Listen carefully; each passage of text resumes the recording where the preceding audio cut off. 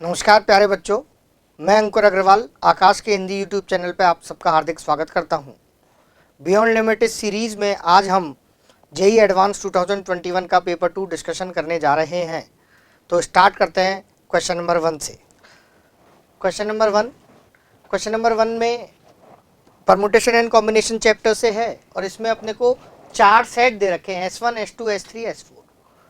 और पहले जो S1 सेट है उसमें अपने को एक ऑर्डर ट्रिपलेट है IJK का, और IJK बिलोंग कर रहा है 1 से लेके 10 तक।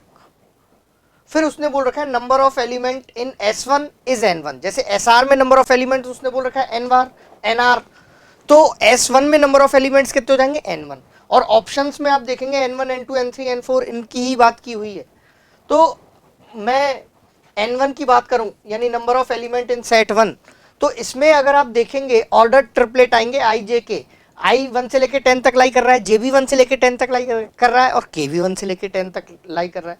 तो I को यहाँ पर फिल करने के तरीके हो जाएंगे 10, J को फिल करने के तरीके भी हो जाएंगे 10 और K को फिल करने के तरीके भी आ जाएंगे 10। तो total number of elements in set 1 S1 कितने हुए 1000।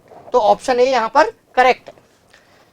अब N2, N3, N4 भी अपने को चेक करना है। तो सबसे पहले S2 को एनालाइज करते हैं। S2 में ऑर्डर्ड पेयर है IJ। I जो है वो 1 से बड़ा है लेकिन J+2 से छोटा है, और J+2 किससे छोटा है 10 से। तो अगर आप N2 काउंट करेंगे number of element in set 2, तो बेसिकली उसको काउंट करने का जो तरीका है वो कैसे रहेगा। अगर मैंने बोला कि लेट्स से J = 1 है, अगर J 1 है तो I की वैल्यू 3 से कम रहेगी और 1 से ज़्यादा, यानी I उस केस में 3 से तो कम रहेगा, 1 या 1 से ज़्यादा। तो I के लिए अपने पास कितने ऑप्शंस रहेंगे, 2, या तो 1 या 2। तो I 2C1 तरीके से हम I को सेलेक्ट कर सकते हैं। सिमिलरली अगर J अपने पास 2 रहा तो I की वैल्यू 4 से कम रहेगी और 1 से ज़्यादा रहेगी। उस केस में I के लिए अपने पास 3 ऑप्शन अवेलेबल रहेंगे, और 3 ऑप्शन जब अवेलेबल रहेंगे तो उसको 3C1 तरीके से I को हम सेलेक्ट कर सकते हैं। सिमिलरली J को बढ़ाते जाएंगे, J को अगर 3 करेंगे तो I 5 से छोटा रहेगा और 1 से बड़ा रहेगा। I के लिए अब इस केस में 4 ऑप्शन अवेलेबल रहेंगे, तो 4C1 तरीके से अपने पास आ जाएगा। सिमिलरली J की मैक्सिमम वैल्यू 8 हो सकती है। J की मैक्सिमम वैल्यू कितनी हो सकती है 8। तो J अगर अपने पास 8 रहा तो I जो है 10 से कम होगा और 1 या 1 से ज़्यादा। तो I के लिए जो ऑप्शन अवेलेबल रहेंगे 1 से लेकर 9 तक रहेंगे। It means it will B 9C1। तो अगर आप देखेंगे 2C1 + 3C1 up to 4C1 up to 9C1, तो ये सम अपने पास कितना आ जाएगा 44, यानी number of elements in set 2 will be 44। तो अपने पास ये ऑप्शन बी भी अपने पास करेक्ट होगा, number of elements in set 2 is 44। अब सेट 3 को एनालाइज करते हैं। सेट 3 में IJKL ऑर्डर 4 एलिमेंट्स हैं और अपने को बोल रखा है I 1 से बड़ा है, J I से बड़ा है, K J से बड़ा है और L K से बड़ा है, यानी चारों डिस्टिंक्ट एलिमेंट है और I J K L इनके ऑर्डर में अरेंज होने चाहिए।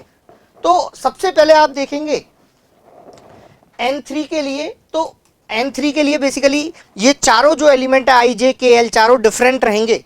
तो और I J K L ये चारों के चारों 1 से लेकर 10 तक लाई कर रहे हैं। तो out of 10 we will select 4, और हर एक सिलेक्शन के लिए केवल एक ही पॉसिबिलिटी होगी, सबसे छोटा अपने को I को देना पड़ेगा, उससे बड़ा J को, फिर K को और फिर L को, तो इंटू 1। तो ये 10C4 की वैल्यू आ जाएगी 210। तो N3 का जो नंबर है वो बेसिकली कितना आ जाएगा 210, और इधर N3 दिया हुआ है 220, तो ये ऑप्शन अपने पास क्या हो जाएगा गलत। और चौथा है D, N4 अपने को काउंट करना है। N4 S4 में नंबर ऑफ एलिमेंट, और S4 में भी 4 IJKL हैं और IJKL डिस्टिंक्ट एलिमेंट्स हैं। IJKL क्या है, डिस्टिंक्ट एलिमेंट्स। केवल देखो S3 में भी IJKL डिस्टिंक्ट थे और S4 में भी IJKL डिस्टिंक्ट है, लेकिन S3 में वो एक ऑर्डर में अरेंज होने चाहिए, सबसे छोटा I को मिलना चाहिए, फिर J को, फिर K को, फिर L को। बट यहाँ पर ऐसा कुछ ऑर्डर नहीं है, तो number of element in set 4 आ जाएंगे 10C4, और उनको फिर 4 फैक्टोरियल तरीके से अरेंज कर सकते हैं। तो this number will come out to be 5040। जब आप इसको एवेल्यूएट करेंगे तो ये कितना आएगा 5040। अब ऑप्शन अपने को दे रखा है N4/12। N4/12 जब आप 5040 को अगर आप 12 से डिवाइड करेंगे, किससे डिवाइड करेंगे 12 से, तो ये अपने पास आ जाएगा 420, ये अपने पास कितना जाएगा 420, जो कि ऑप्शन डी में दे रखा है, तो ऑप्शन डी अपने पास यहाँ पर सही हो जाएगा।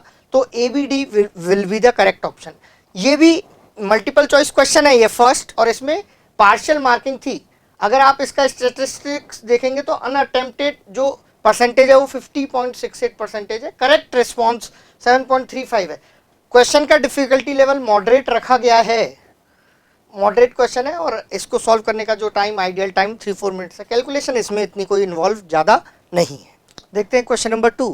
Question number 2 properties of triangle का है। इस क्वेश्चन में अपने को बोल रखा है कि पी क्यू आर, उसके सामने वाली side small p small q small r, standard notation से डिनोट कर रखा है, और which of the following is true अपने को बताना है।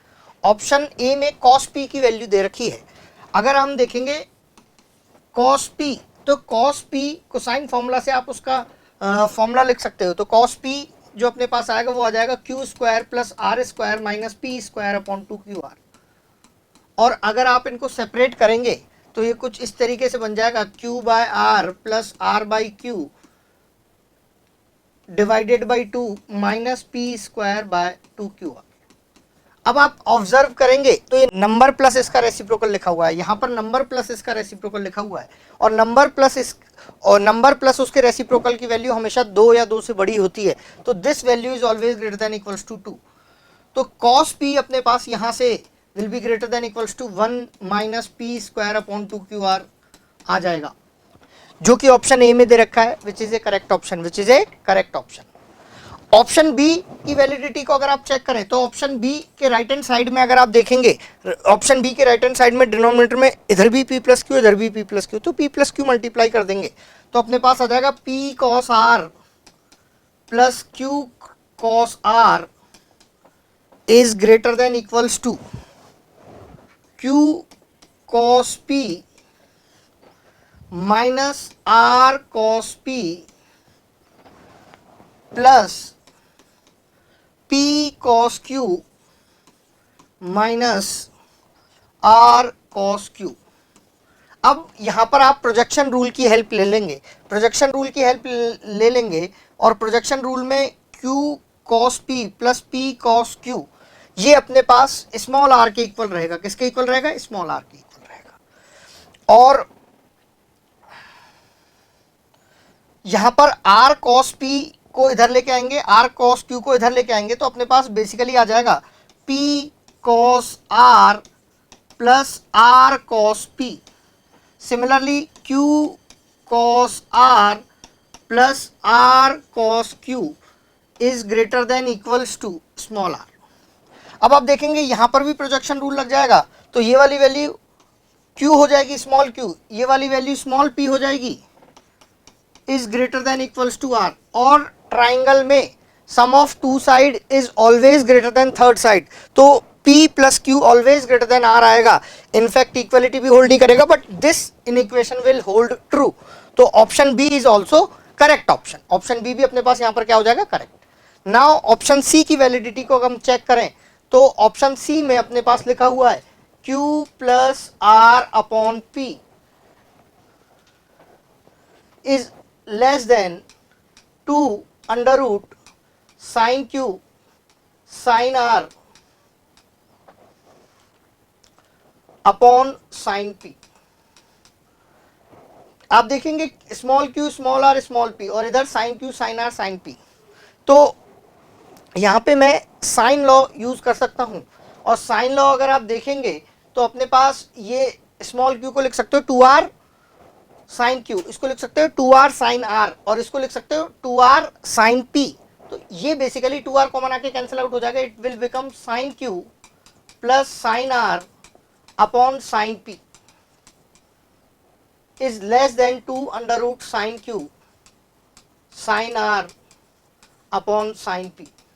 तो देखो साइन p कैंसिल आउट हो जाएगा, और आप देखेंगे यहाँ पर am लेस देन gm दे रखा है। इनफैक्ट साइन q और साइन r दोनों पॉजिटिव रहेंगे, क्योंकि ये ट्राइंगल है, ट्राइंगल में जो एंगल होते हैं वो हमेशा 0 से पाई लाई करेंगे, तो उनका साइन हमेशा पॉजिटिव आएगा।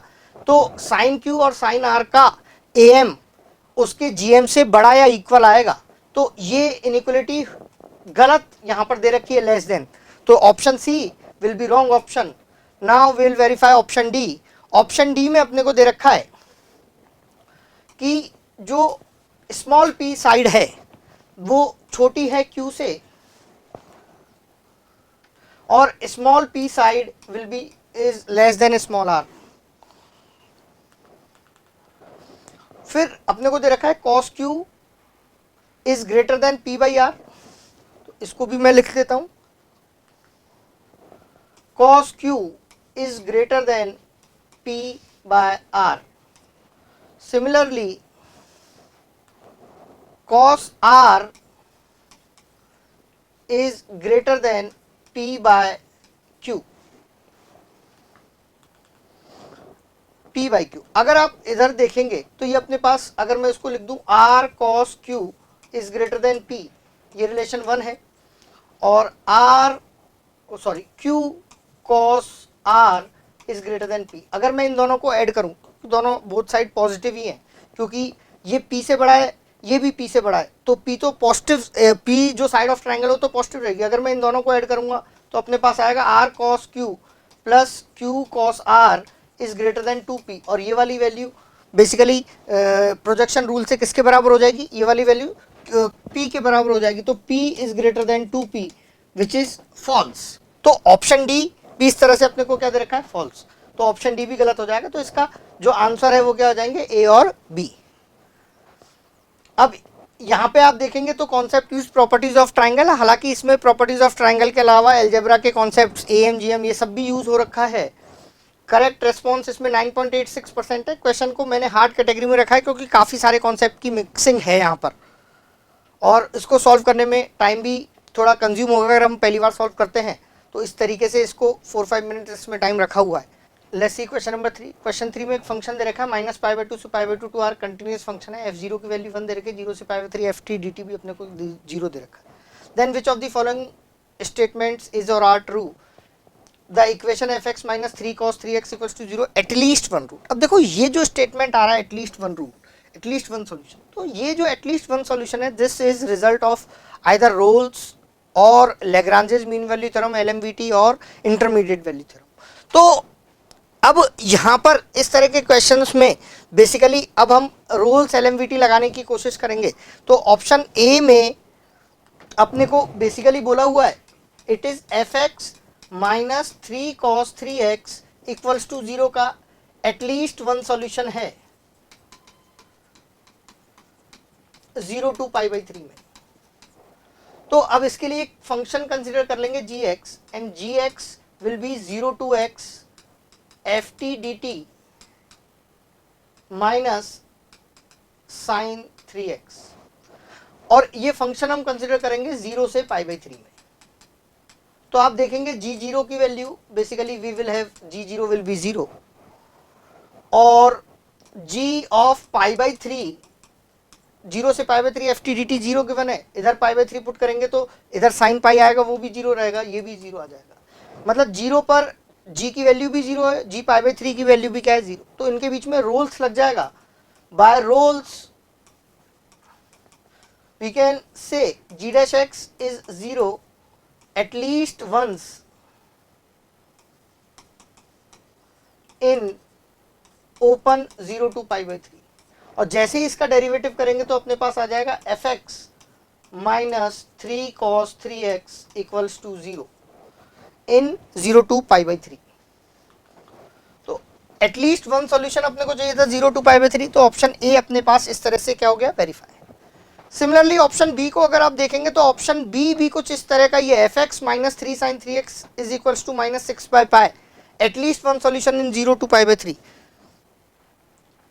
तो इसके लिए मैं एक फंक्शन hx कंसीडर करता हूं, और hx फंक्शन कंसीडर करेंगे 0 to x ft dt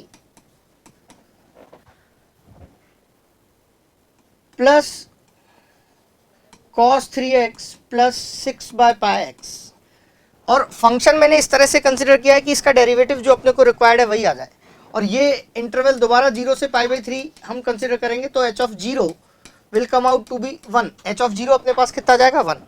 similarly h of π/3 लिखेंगे तो π/3 0 से π/3 ft dt अपने पास 0 दे रखा है, इधर π/3 पुट करेंगे तो -1 और इधर π/3 पुट करेंगे तो 2 आ जाएगा, तो ये -1 + 2 विच इज इक्वल्स टू 1। यानी H of pi by three भी 1 हो गया, तो इसका डेरिवेटिव एक ना एक बार 0 से पाई बाई थ्री में 0 आएगा और डेरिवेटिव वही आएगा जो इधर ऑप्शन बी में लिखा हुआ है। तो ऑप्शन बी भी इस तरह से अपने पास क्या हो जाएगा, करेक्ट ऑप्शन हो जाएगा। अब ऑप्शन सी में अपने को लिमिट्स की वैल्यू निकाल दे रखी है। अब देखो ये लिमिट की वैल्यू दे रखी है, तो इसमें मैं आपको बोल रहा हूं कि एक लिमिट निकाल के देखते हैं। Limit x approaches to 0 to X F T D T upon X. अगर आप इस लिमिट को देखेंगे तो इसमें एल एच रूल लगा देंगे, 0/0 की इनडिटरमिनेट फॉर्म है। जैसे ही आप एल एच रूल लगाएंगे, इसका डेरिवेटिव करेंगे, तो ये अपने पास आएगा लिमिट एक्स अप्रोचेस टू 0 और इधर आ जाएगा एफ एक्स अपॉन 1 और एफ जीरो की वैल्यू दे रखी है 1, तो ये लिमिट अपने पास कितनी आ जाएगी, 1 आ जाएगी। तो जैसे ही अपने पास ये लिमिट 1 आती है, तो वैसे ही अपने पास ये दोनों ऑप्शंस अपने पास चेक हो जाएंगे। देखो कैसे चेक हो जाएंगे, जैसे साइन एक्स के नीचे एक्स आएगा, साइन एक्स बाय एक्स की लिमिट कितनी रहेगी, 1 रहेगी, और 0 to X F T D T upon X बचेगा, ये लिमिट भी कितनी आएगी, 1 आएगी। हमने अभी अलग से वैल्यूएट किया, तो साइन एक्स बाय एक्स भी 1 और 0 to X F T D T upon X भी 1, तो ये जो लिमिट है वो 1 आएगी, जबकि इधर क्या दे रखे -1, तो डी ऑप्शन अपने पास क्या हो गया, गलत हो गया। सिमिलरली एक एक्स से मल्टीप्लाई कर देते हैं और एक एक्स से डिवाइड कर देते हैं, ये एक्स स्क्वायर आ गया। तो अब आप देखेंगे 0 to X F T D T, ये लिमिट अपने पास कितनी आएगी, 1 आएगी, और 1 माइनस एक्स स्क्वायर 1 माइनस ई की power x square upon x square, यानी ये वाली लिमिट अगर हम देखें तो ये वाली लिमिट कुछ इस तरीके से लिखी हुई है, limit x approaches to 0 1 minus ई की power x square upon x square, तो ये लिमिट अपने पास कितनी आएगी, -1 आएगी। ये लिमिट अपने पास कितनी आएगी, -1, ई की power x square -1 upon x square, this limit X approaching to 0 to 1 होगी, लेकिन ये उसका नेगेटिव दे रखा है, तो ये लिमिट अपने पास कितनी आ जाएगी, -1, जो कि एकदम अपने को सही ऑप्शन यहाँ पर दे रखा है। तो ऑप्शन सी भी अपने पास यहाँ पर क्या हो जाएगा, करेक्ट। तो आप देखेंगे इस क्वेश्चन में बेसिकली एप्लीकेशन ऑफ डेरिवेटिव और लेग्रांजेस लेबनीज रूल का यूज है। लेबनीज रूल आप इंटीग्रल को डिफरेंशिएट करने के काम आता है। तो इस क्वेश्चन का डिफिकल्टी लेवल हार्ड रखा हुआ है, क्योंकि ये क्लिक नहीं करता है कि रोल्स और एलएमवीटी यहाँ पर लगेगा, और बाकी इस क्वेश्चन में कैलकुलेशन कोई ज़्यादा इन्वॉल्व नहीं। Now moving to question number 4, और क्वेश्चन नंबर 4 डिफरेंशियल इक्वेशन का अपने पास है, और अपने को बोल रखा है कि d y by d x plus alpha y is equals to x e की पावर बीटा एक्स, और y1 की वैल्यू अपने को 1 दे रखी है। जब आप इस डिफरेंशियल इक्वेशन को सिंप्लीफाई करने जाएंगे, तो अपने को दे रखा है d y by d x plus alpha y is equals to x e की पावर बीटा एक्स। आप देखेंगे ये लीनियर डिफरेंशियल इक्वेशन है। लीनियर डिफरेंशियल इक्वेशन में इंटीग्रेटिंग फैक्टर अगर आप देखेंगे, तो इधर integrating factor e to the power alpha x आ जाएगा, और इधर अपने पास बेसिकली बन जाएगा x e to the integral alpha plus beta x का। अब आप देखो इसको सॉल्व करने के लिए आप इसमें अगर अल्फा प्लस बीटा 0 नहीं है, अल्फा प्लस बीटा अगर क्या नहीं है 0, तो इसमें अपने को बाई पार्ट्स लगाना पड़ेगा, इंटीग्रल बाई पार्ट्स। तो आप देखेंगे अपने पास, मैं बोल देता हूं कि अल्फा प्लस बीटा क्या नहीं है, 0 नहीं है। तो उस केस में अगर आप देखेंगे तो ये आ जाएगा y E to the power alpha x is equals to, और इसको जब आप इंटीग्रेट करेंगे तो अपने पास आएगा x E to the power alpha plus beta into x upon alpha plus beta minus E to the power alpha plus beta into x upon alpha plus beta का होल स्क्वायर, क्योंकि x तो derivative में चला जाएगा, और एक alpha plus beta क्यों आएगा, क्योंकि इसको फर्दर इंटीग्रेट करना पड़ेगा, तो एक अल्फा प्लस बीटा डिनोमिनेटर में आ जाएगा प्लस कांस्टेंट ऑफ इंटीग्रेशन। और अगर अल्फा प्लस बीटा अपने पास 0 के इक्वल है, अल्फा प्लस बीटा अगर अपने पास किसके इक्वल है, 0 के इक्वल है, तो ये वाली वैल्यू 1 हो जाएगी। तो y E to the power alpha x is equals to x square by 2 plus C. तो अपने पास इस तरह से ये दो सॉल्यूशन आ जाएंगे। इन दो सॉल्यूशंस को अभी मैं लिख लेता हूँ, और फिर आगे ऑप्शंस अपन वेरीफाई कर लेंगे। देखो अगर अल्फा प्लस बीटा 0 के इक्वल नहीं है, तो अपने पास सॉल्यूशन आता है y E to the power alpha X. इसको मैं पूरा अच्छे से एक बार लिख लेता हूँ। तो देखेंगे अपने पास अगर अल्फा प्लस बीटा अपने पास 0 नहीं है, तो ये सॉल्यूशन अपने पास आता है y E to the power alpha x is x e to the power alpha plus beta into x upon alpha plus beta minus E to the power alpha plus beta x upon alpha plus beta का whole square plus constant of integration. अब देखेंगे ये e to the power alpha x, e to the power alpha x, e to the power alpha x, इन दोनों से common आके मतलब e to the power alpha x से जब इसको डिवाइड कर रहे हैं तो अपने पास आ जाएगा y equals to x e to the power beta x upon alpha plus beta minus E to the power beta x upon alpha plus beta का whole square plus C E to the power minus alpha x. अब correspondingly option verify कर लेते हैं। देखो जैसे A option में इधर e to the power minus x है, इधर भी ई टू द पावर कितना है माइनस एक्स। तो अगर आप ये देखेंगे तो अल्फा बीटा की वैल्यू अपने को -1 दे रखी है और अल्फा की वैल्यू कितनी दे रखी है 1 दे रखी है, और बीटा की वैल्यू -1 दे रखी है, अल्फा की वैल्यू 1 दे रखी है। तो अल्फा प्लस बीटा तो 0 हो गया, इसमें तो दूसरा वाला केस लगेगा। तो ये ऑप्शन अभी इससे नहीं चेक करेंगे, ये ऑप्शन दूसरे वाले से अल्फा प्लस बीटा 0 से हम लोग चेक कर पाएंगे। दूसरा ऑप्शन देखते हैं, इधर अल्फा की इधर एक -1 है और इधर भी एक क्या है -1। तो अगर ये दोनों अपने पास -1 है तो फिर दोबारा से वही बात आ गई, अल्फा प्लस बीटा ए और बी ऑप्शन सेम तरह के हैं। इधर देखो एक अपने को 1 दे रखा है और एक अपने को -1 दे रखा है। तो अगर मैं इधर देखता हूं ऑप्शन सी, तो ऑप्शन सी के लिए मैं बोल देता हूं कि बीटा 1 है और अल्फा भी क्या है 1 ऑप्शन सी के लिए। तो ऑप्शन सी मैं यहां से चेक कर सकता हूं, अगर अल्फा बीटा को 1 ही मैं यहां पर पुट करूंगा तो अपने पास y आ जाएगा x E to the power x upon 2 minus E to the power x upon 4 plus C E to the power -x। अब आप देखेंगे e to the power x by 2 common आ जाएगा, तो y की वैल्यू अपने पास आ जाएगी e to the power x by 2 common आएगा x -1/2 plus C E to the power -x। अब ये c की वैल्यू निकालने के लिए अपने को रिलेशन यहां पर दे रखा है कि y1 इज 1, y1 की वैल्यू कितनी दे रखी है 1।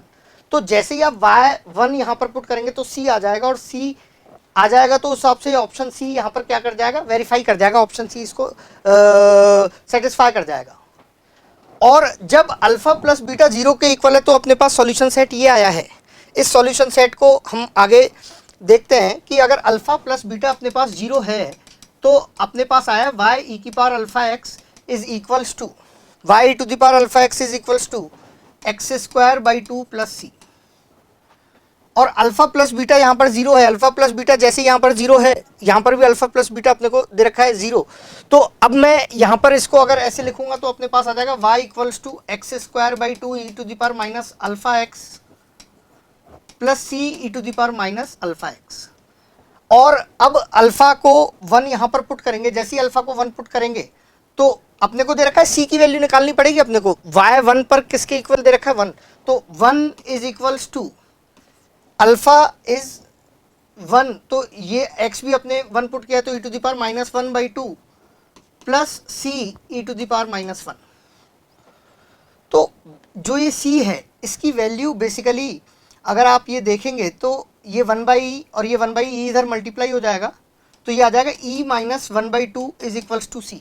तो c की वैल्यू e - हाफ आ जाएगी, तो y अपने पास आ जाएगा x²/2 E to the power -x plus e - half E to the power -x।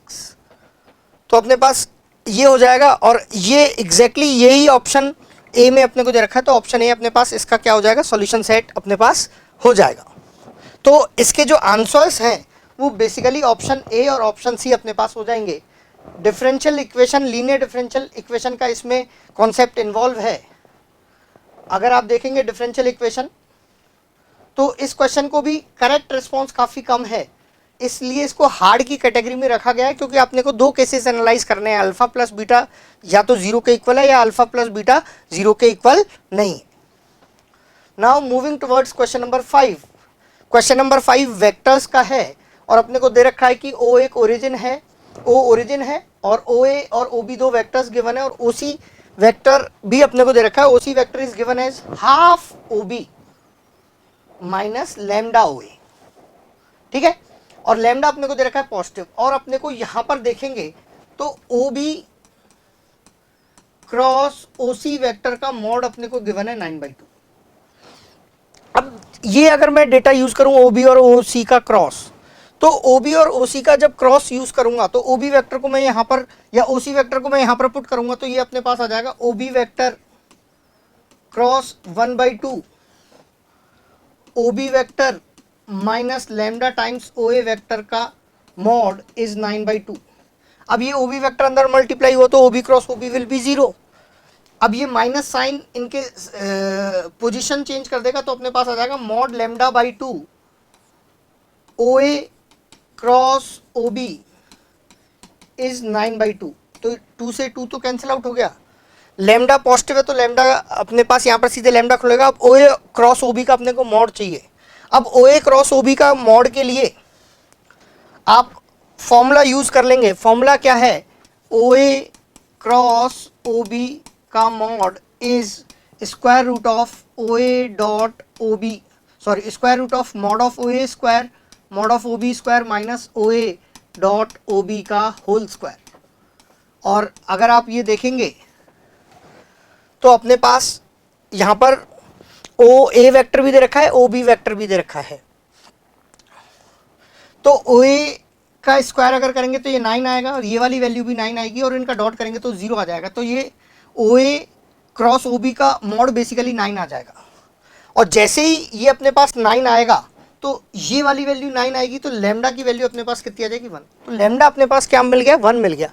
Lambda 1 मिलने से ओसी वेक्टर अपने को मिल जाएगा। और ओसी वेक्टर अगर आप देखेंगे तो OC vector will become, it will be O B vector minus O A vector by 2।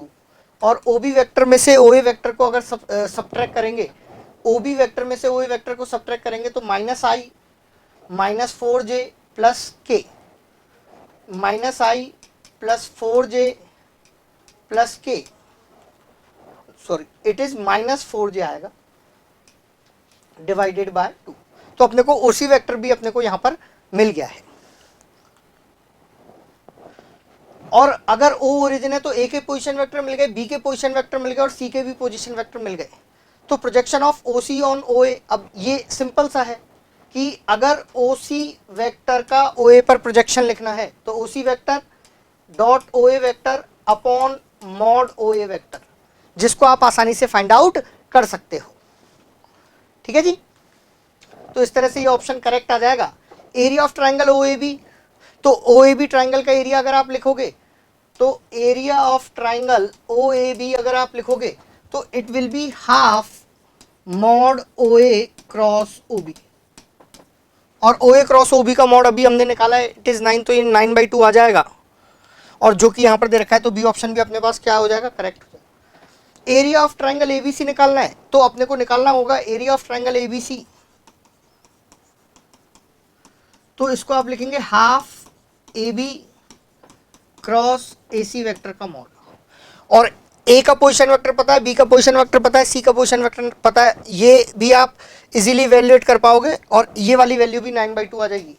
The acute angle between the diagonal of the parallelogram with adjacent sides O A and O C, adjacent sides O A और O सी हैं और उसके diagonals के बीच में अगर angle निकालना है तो डायगोनल 1 अपने पास जो आएगा वो आएगा ओ A vector plus O C vector, और डायगोनल 2 जो अपने पास आएगा वो आएगा ओ A vector minus O C vector.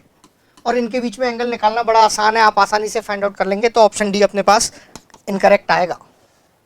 तो आप देखेंगे ये क्वेश्चन वेक्टर से रिलेटेड है और काफ़ी इजी क्वेश्चन अगर आप देखेंगे तो वेक्टर से रिलेटेड काफ़ी इजी क्वेश्चन है, बस इसमें सॉल्व करने में थोड़ा सा टाइम अपने को लग जाएगा।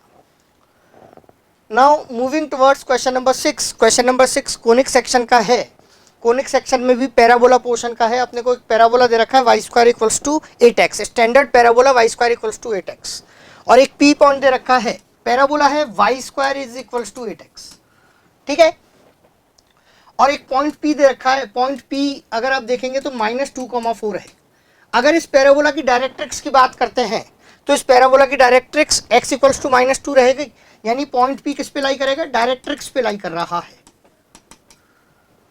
Let Q and Q dash be the two distinct point on E such that PQ and PQ dash are tangents to E. अब आप देखो डायरेक्ट्रिक्स के एक पॉइंट से पैराबोला पर दो टेंजेंट बनाई गई हैं और हम जानते हैं in case of parabola directrix he director circle होता है, यानी डायरेक्ट्रिक्स के किसी भी पॉइंट से टेंजेंट बनाएंगे तो उनके बीच में एंगल क्या होता है 90 डिग्री, ठीक है। और डायरेक्ट्रिक्स से जब आप टेंजेंट्स बनाएंगे पैराबोला पर, उनके जो एंड्स होंगे, जो Q और Q डैश जो एंड्स होंगे वो बेसिकली फोकल कॉर्ड के एंड्स होंगे। आपको मैं डायग्राम से समझाता हूं।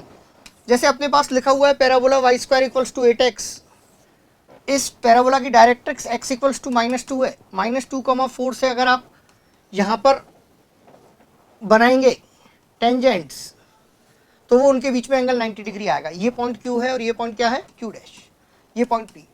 और एक और खास बात होती है डायरेक्ट्रिक्स के पॉइंट से, डायरेक्ट्रिक्स के किसी पॉइंट से पैराबोला पर दो टेंजेंट बनाऊं तो वो जो टेंजेंट जिन पॉइंट पे बनाई है वो दोनों पॉइंट फोकल कॉर्ड के एंड होते हैं। वो दोनों पॉइंट किसके एंड होते हैं? Focal cord. ये जो कॉर्ड हो वो 2,0 से पास करेगी। आप इसको चेक कर सकते हैं, पॉइंट 2,-4 है तो ये कॉर्ड ऑफ कॉन्टैक्ट हो जाएगी।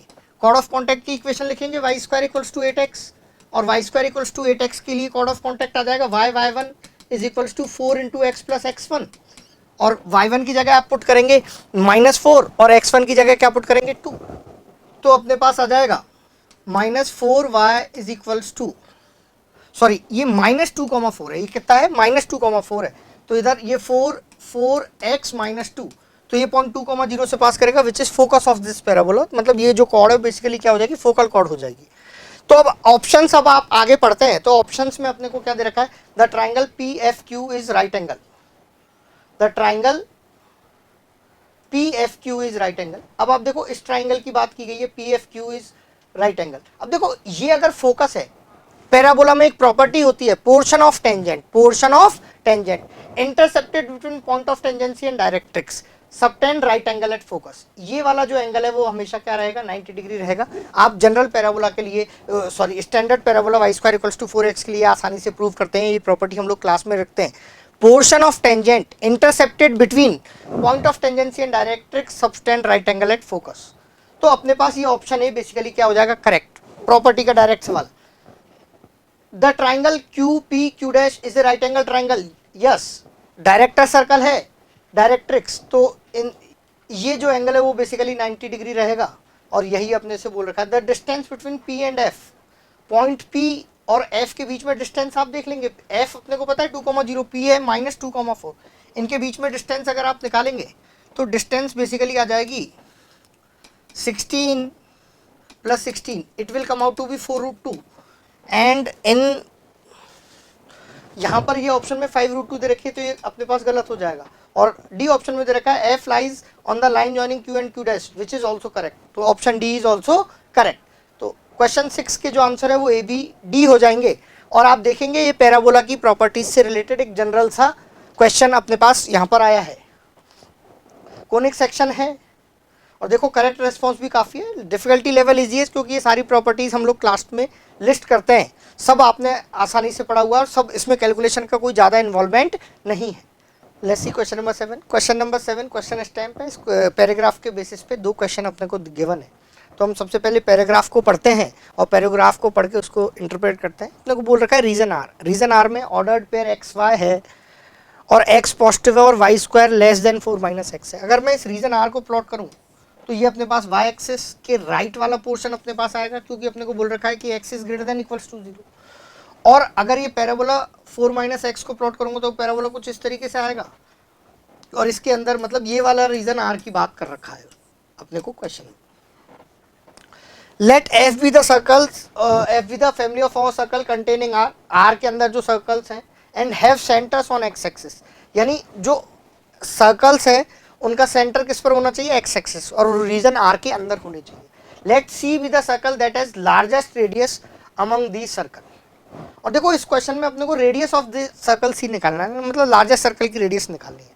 तो सबसे पहले अगर आप देखेंगे तो अपने को ऐसा बोला हुआ है कि सबसे पहले अगर मैं रीजन आर को प्लॉट करूं तो रीजन आर कुछ बेसिकली इस तरह से आएगा, और एक सर्कल इसके अंदर कंटेन कर रहा है जिसका सेंटर x एक्सिस पर है। तो सेंटर को मैं बोल देता हूं लेट्स से इट इज α, 0। तो सर्कल की इक्वेशन अगर आप बोलेंगे तो वो अपने पास आ जाएगा x माइनस अल्फा का whole square plus Y square is equals to are square. मैंने ये माना हुआ है कि सर्कल की रेडियस कितनी है। तो देखो जो लोएस्ट जो इधर जो पॉइंट आएगा एक्सट्रीम वो अल्फा माइनस आर आएगा, तो आप बोलेंगे कि अल्फा माइनस आर जो है वो ग्रेटर देन इक्वल्स टू 0 होना चाहिए। साथ के साथ इधर जो पॉइंट राइट साइड में जो एक्सट्रीम पॉइंट्स होंगे वो कौन से पॉइंट्स होंगे, लार्जेस्ट सर्कल के लिए वो पैराबोला को टच कर रहे होंगे। और पैराबोला की इक्वेशन अपने पास 4 माइनस एक्स है। अगर लार्जेस्ट सर्कल होगा तो राइट वाले पॉइंट पैराबोला को टच कर रहे होंगे। तो वाई स्क्वायर को 4 माइनस एक्स पुट करेंगे और इससे ये सर्कल और पैराबोला का इंटरसेक्शन आएगा और वो टच कर रहे होंगे तो उसका डी क्या आ जाएगा, बेसिकली 0 आ जाएगा। तो आप लिखेंगे एक्स माइनस अल्फा का whole square plus 4 minus x is equals to are square. तो इधर से x में क्वाड्रेटिक अपने पास बनेगी x square minus x into 2 alpha plus 1 plus 4 plus alpha square minus r square equals to 0। और इसका जैसे ही आप डिस्क्रिमिनेंट लिखेंगे तो इसका डिस्क्रिमिनेंट अपने पास आ जाएगा 4 alpha square plus 1 plus 4 alpha minus 16 minus 4 alpha square plus 4 r square is 0। तो ये 4 alpha square will get cancel out. तो इधर से अल्फा की वैल्यू अपने पास आ जाएगी 15 minus 4 r square divided by 4। और ये अल्फा माइनस आर, तो अल्फा ग्रेटर देन और इक्वल्स टू आर होगा, तो इसको greater than equals to r करेंगे तो ये इक्वेशन सॉल्व कर लेते हैं। तो 15 minus 4 r square is greater than equals to 4 r, एक तरफ लेके आएंगे तो 4 r square plus 4 r minus 15 is lesser than equals to 0। तो इधर से फैक्टराइज होके अपने पास ये बन जाएगा 2r plus 5 into 2r minus 3 less than 0। तो r की एक रेंज अपने पास आ जाएगी दैट इज -5/2 से 3/2। तो लार्जेस्ट जो रेडियस अपने को नजर आ रही है वो कितनी नजर आ रही है, 3/2। अब वो 3/2 r की वैल्यू 3/2 पुट कर लेंगे, उस केस में अल्फा निकाल लेंगे और वो देख लेंगे कि केस सेटिस्फाई कर रहा है कि नहीं वो, और वो केस प्रॉपरली सेटिस्फाई कर रहा होगा।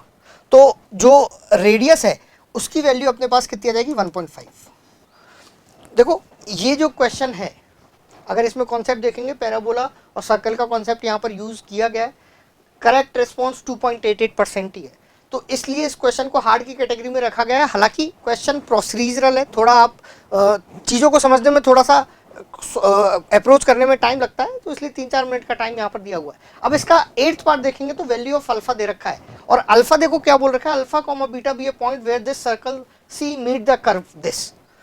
अब आप देखो अगर ये कर्व दिस को मीट कर रहा है तो यहाँ पर r की वैल्यू हमने देख ली थी 3/2 है और r की वैल्यू 3/2 है। यहाँ से जैसे ही r की वैल्यू 3/2 पुट करेंगे अल्फा की वैल्यू यहाँ से मिल जाएगी। अल्फा बेसिकली यहाँ पर अपने पास कितना आया था, alpha 15 minus 4r square upon 4। Basically centre का एक्स कोऑर्डिनेट है, ये सेंटर का क्या है, एक्स कोऑर्डिनेट। ये अल्फा से नहीं है, यहाँ पर अल्फा इन्वॉल्व है, इसको आप कुछ ए बोल दो। तो r को जैसे 3/2 पुट करेंगे तो सेंटर का एक्स कोऑर्डिनेट अपने पास आ जाएगा। r को जैसे 3/2 पुट करेंगे तो 15 माइनस 9, तो a की वैल्यू अपने पास कितनी आ जाएगी, 3/2। तो जो सर्कल की इक्वेशन अपने पास आएगी वो अपने पास आ जाएगी x माइनस 3/2 का whole square plus Y square is equals to 3/2 का होल स्क्वायर। तो आप देखेंगे सर्कल की इक्वेशन आ जाएगी x square plus Y square minus 3x equals to 0। अब यहाँ पर वाई स्क्वायर को 4 माइनस एक्स मैं यहाँ पर पुट कर दूंगा तो x square plus 4 minus x minus 3x is equals to 0। तो जो अपने पास x की वैल्यू आएगी वो अपने पास कितनी आएगी, 2। यानी जो पॉइंट ऑफ कांटेक्ट होगा उसका एक्स कोऑर्डिनेट बेसिकली कितना रहेगा, 2। और जैसे ही x को 2 पुट करेंगे, जैसे ही x को इधर 2 पुट करेंगे तो y की वैल्यू आ जाएगी √2 प्लस माइनस √2, दोनों पॉइंट को टच करेगा। लेकिन अपने को तो x कोऑर्डिनेट से मतलब था, तो यहाँ अल्फा की वैल्यू बेसिकली कितनी हो जाएगी, 2। ये क्वेश्चन इस तरह से उससे रिलेटेड है। और ये क्वेश्चन अगर पहला वाला पार्ट सॉल्व हो गया है तो ये क्वेश्चन रिलेटिवली वेरी इजी है, तो इसलिए इसका डिफिकल्टी लेवल इजी रखा है। बाकी पहला वाला इसीलिए मैंने हार्ड रखा है क्योंकि वो दोनों क्वेश्चन वही है। अगर वो पहला वाला सॉल्व हो गया तो ये रिलेटिवली इजी है। नाउ क्वेश्चन नंबर 9, इसका क्वेश्चन स्टैम्प हम देखेंगे। अब क्वेश्चन नंबर 9 में अपने को दो फंक्शन दे रखे हैं, f1 दे रखा है, f2 दे रखा है। f1 डिफाइन किया हुआ है, f2 डिफाइन किया हुआ है। और उसने बताया हुआ है, ध्यान से देखो, A1 A2 up to AN का प्रोडक्ट पाई, ये पाई जो है प्रोडक्ट से डिनोट कर रहा है। अब उसने देखो आगे क्या बोल रखा है, MI and NI are number of point of local maxima, number of point of local minima and maxima, मतलब MI मिनिमा के पॉइंट है और NI मैक्सिमा के पॉइंट है। NI किसके पॉइंट है, मैक्सिमा के पॉइंट है ऑफ फंक्शन FI। मतलब अगर आप M1 की बात करेंगे तो ये F1 के मिनिमा आएंगे और N1 F1 के मैक्सिमा आएंगे, और M1 N1 से रिलेटेड अपने को क्वेश्चन नंबर 9 अपने को दे रखा है। तो क्वेश्चन नंबर 9 सॉल्व करने के लिए जो F1x है, इस F1x के अपने को लोकल मैक्सिमा और लोकल मिनिमा कितने हैं वो फाइंड आउट करने पड़ेंगे। तो F1x को हम लिखते हैं, F1x अगर आप बात करेंगे तो F1x अपने को दे रखा है integral 0 to x continued product of J 1 से लेके 21 t minus J to the power J dt, और यहां पर x अपने को क्या दे रखा है, पॉजिटिव। तो आप इसके लोकल मैक्सिमा लोकल मिनिमा को एनालाइज करने के लिए इसका आप डेरिवेटिव करेंगे, तो F1 का डेरिवेटिव अगर करेंगे तो लेमिनीज रूल की हेल्प से इसका डेरिवेटिव कर देंगे। तो t की जगह x पुट करेंगे तो अपने पास आएगा x माइनस 1 की power 1, x minus 2 to the power 2, x minus 3 to the power 3 up to x minus 21 to the power 21, और x यहाँ पे क्या आ जाएगा, पॉजिटिव नंबर अपने पास आ जाएगा। ये इसका डेरिवेटिव अपने पास आ गया है और x पॉजिटिव है। अब जैसे ही अपने पास डेरिवेटिव आया तो डेरिवेटिव के साइन चेंज एनालाइज करेंगे फर्स्ट प्रिंसिपल से, फर्स्ट डेरिवेटिव रूल से local maxima local minima analyse करेंगे। तो देखो डेरिवेटिव 0 से बड़े पर देखना है, 1 पर डेरिवेटिव 0 रहेगा, 2 पर डेरिवेटिव 0 रहेगा, 3 पर डेरिवेटिव 0 रहेगा, अप टू 21 पर डेरिवेटिव 0 रहेगा, 20 19, यानी 1 से लेके 21 सारे इंटीजर्स पे डेरिवेटिव 0 रहेगा। 21 के राइट में डेरिवेटिव का साइन क्या आ जाएगा, पॉजिटिव, क्योंकि सारे के सारे नंबर पॉजिटिव रहेंगे। अब जैसे ही मैं लेफ्ट मूव करूंगा 21, तो इसकी पावर 21 है, तो इधर साइन चेंज होगा, इधर डेरिवेटिव का साइन क्या आएगा, नेगेटिव। 20 से जैसे ही मैं लेफ्ट मूव करूंगा तो ये इधर x minus 20 to the power 20 आएगा, इसकी पावर इवन है तो साइन ऑफ डेरिवेटिव चेंज नहीं करेगा। तो एक बात अपने को ऑब्जर्व करने की, साइन ऑफ डेरिवेटिव चेंज नहीं करेगा 20 पर, 19 पर फिर चेंज कर जाएगा, 18 पर चेंज नहीं करेगा। तो इवन के अबाउट चेंज नहीं करेगा, ऑड के अबाउट चेंज कर रहा होगा साइन ऑफ डेरिवेटिव। तो आप ऑब्जर्व करेंगे जैसे ये 21 जो है, 21 लोकल मिनिमा का पॉइंट आ जाएगा। ये किसका पॉइंट आ जाएगा, मिनिमा का पॉइंट आ जाएगा। Since f1x is continuous function, f1x अपने पास कंटिन्यूस फंक्शन है, तो ये जो 19 होगा वो बेसिकली मैक्सिमा का पॉइंट होगा, क्योंकि कंटिन्यूस फंक्शन में मैक्सिमा मिनिमा अल्टरनेटली अकर करते हैं। फिर उसके बाद 17 क्या आएगा, मिनिमा। तो अगर आप लोकल मिनिमा काउंट कर रहे हैं, मिनिमा अगर हम काउंट कर रहे हैं तो मिनिमा बेसिकली 21 है, फिर 21 के बाद 17 आएगा, फिर 4 का ऐसे डिफरेंस आएगा, फिर अपने पास 13 आ जाएगा, फिर अपने पास 9 आ जाएगा, फिर अपने पास 5 आ जाएगा और फिर 1 आ जाएगा। तो मिनिमा कितने आ गए, 6 आ गए। सिमिलरली मैक्सिमा अगर आप देखेंगे तो मैक्सिमा 19 है, 19 के बाद 15 आएगा, 15 के बाद 11 आएगा, 11 के बाद 7 आएगा, 7 के बाद 3 आएगा। तो आप देखेंगे मैक्सिमा देयर विल बी 5 और मिनिमा देयर विल बी 6। और अगर आप ऑब्जर्व करेंगे तो MI को मिनिमा बोला गया है, NI को मैक्सिमम बोला गया है। तो MI को मिनिमा बोला गया है तो M1 will be 6, N1 will be 5। तो M1 की वैल्यू 6 है तो ये वाली वैल्यू 12 हो जाएगी, ये वाली वैल्यू 15 हो जाएगी, और M1 इंटू N1 तो ये वाली वैल्यू बेसिकली अपने पास 30 हो जाएगी। तो जैसे ही आप ऐड करेंगे तो ये वाली वैल्यू 57 आ जाएगी। तो इस क्वेश्चन का आंसर क्या आ जाएगा, 57। ठीक, तो question number 9 local maxima local minima Leibniz rule लगा के डेरिवेटिव निकालेंगे और फिर number of local maxima local minima आ जाएगा, और number of local maxima local minima निकालने के लिए कंटिन्यूस फंक्शन यूज कर लेंगे, एक पॉइंट पर निकालो फिर सीधे से देख लो। और एक और बात ऑब्जर्व करने की, ऑड पर ही डेरिवेटिव का साइन चेंज कर रहा होगा। एप्लीकेशन ऑफ डेरिवेटिव और लेमिनीज रूल इसमें यूज है। और क्वेश्चन मैंने मॉडरेट रखा है, हालांकि क्वेश्चन प्रोसीजरली है, इजी रखना चाहिए था, लेकिन फिर भी ये सब एनालिसिस इतना करना है तो, और टाइम भी इसमें दिया हुआ है 3-4 मिनट्स। ठीक, नेक्स्ट पार्ट क्वेश्चन नंबर 10 में अपने को M2 और N2 से रिलेटिव चीज़ें निकालनी है, और F2 अपने को दे रखा है। और इस F2 को अगर मैं लिखूं तो F2 बेसिकली अपने को क्या दिया हुआ है, F2x is given as 98 into x minus 1 to the power 50 minus 600 x minus 1 to the power 49 plus 2450। इसके भी derivative local maxima local minima निकालने तो डेरिवेटिव निकालना पड़ेगा। तो F2 डैश x जब आप इसका डेरिवेटिव करेंगे तो आएगा 98 into 50 x minus 1 to the power 49 minus 600 into 49 x minus 1 to the power 48, और वो कांस्टेंट है, उसका डेरिवेटिव तो जीरो आ जाएगा। और यहाँ पर भी x अपने को क्या दे रखा है, positive x greater than zero दे रखा है। ठीक है, डेरिवेटिव का साइन चेंज दोबारा ऑब्जर्व करना स्टार्ट करूंगा तो सबसे पहले x minus 1 to the power 49 common आ जाएगा, इधर से 49 कॉमन आ जाएगा, इधर से 2 बच जाएगा, और इधर से 50 कॉमन आ जाएगा। तो मैं 50 इंटू 49 कॉमन ले लेता हूँ, और अपने पास 50 इंटू 49 कॉमन लिया तो इधर बचा 2, और 40x माइनस 1 की पावर 48 कॉमन आएगी, कम पावर कॉमन आएगी, तो 2 टाइम्स x माइनस 1 यहाँ पर अपने पास इस तरीके से लिखा हुआ है, माइनस ये 49 पूरा का पूरा कॉमन आया 50, ये 12 बचेगा, माइनस 12 अपने पास इस तरह से बचा रहेगा। तो अपने पास बेसिकली ये आ जाएगा 50 into 49 x minus 1 to the power 48 into 2x minus 14, यानी डेरिवेटिव एक तो 1 पर 0 हो रहा है और एक 7 पर 0 हो रहा है। 7 के इधर पॉजिटिव रहेगा, 7 के लेफ्ट में अगर आप देखेंगे तो 7 पर जो पावर है वो ऑड है तो साइन चेंज होगा, नेगेटिव हो जाएगा।